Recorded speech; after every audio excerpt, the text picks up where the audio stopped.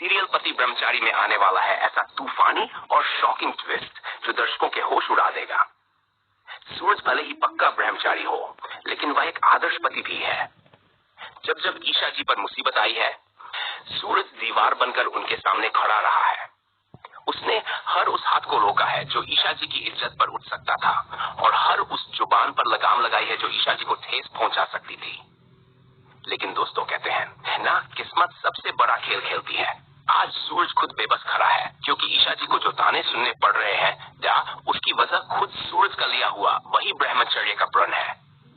जवानी के जोश में जिंदगी भर ब्रह्मचारी रहने का जो व्रत सूरज ने लिया था, वही आज ईशा जी की जिंदगी को अंदर ही अंदर तोड़ रहा है। लोग ईशा जी को दिन रात ताने मार रहे हैं, तुम्हारा पति तो ब्रह्मचारी है, तुम कभी मां नहीं बन पाओगी। दोस्तों, लोगों का काम ही होता है जहर उगलना, लेकिन हद तब पार हो जाती है जब दाइमा खुद ईशा जी से कह देती है कि अब उन्हें सूरज का ब्रह्मचर्य तुड़वाना ही होगा। दाइमा के मुंह से ये बात सुनकर सूरज के पैरों तले जमीन खिसक जाती है।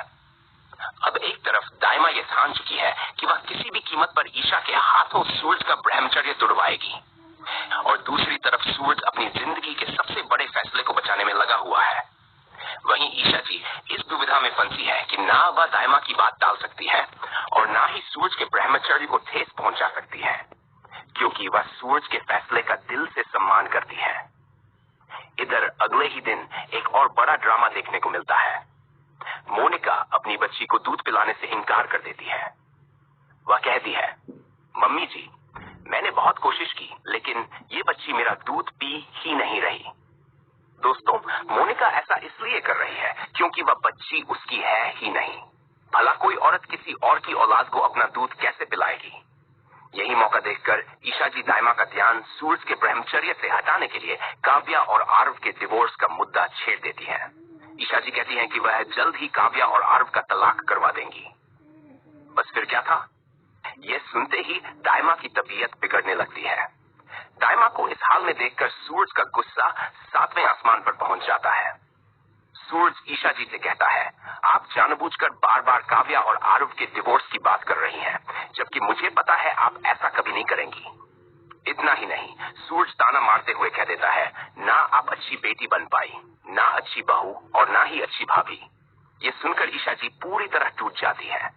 तभी दाइमा साफ साफ ऐलान कर देती है, अगर काव्या का डिवोर्स हुआ तो ईशा जी भी इस घर में नहीं रहेंगी और लोग उन्हें छोड़ी हुई औरत कहकर ताने मारेंगे। दोस्तों, लोग पहले ही ईशा जी को मां न बन पाने के ताने मार चुके हैं। ऐसे में सूरज ये बिल्कुल बर्दाश्त नहीं कर सकता कि कोई ईशा जी को छोड़ी हुई औरत कहे। जैसे ही दाइमा गुस्से में ईशा जी को धक्के मारकर घर से बाहर निकालने लगती है, सूरज बिजली की रफ्तार से आगे बढ़ता है और ईशा जी को थाम लेता है। वह दाइमा के सामने ईशा जी की डाल बनकर खड़ा हो जाता है और दो टूक कह देता है, ईशा जी इस घर से कहीं नहीं जाएंगी। लेकिन दाइमा भी पीछे हटने वालों में से नहीं है।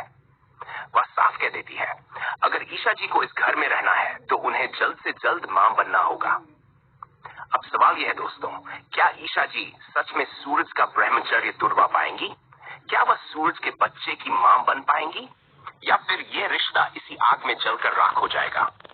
अपना जवाब जरूर बताइए, क्योंकि आने वाले एपिसोड्स में ड्रामा होने वाला है डबल, ट्रिपल और उससे भी ज्यादा।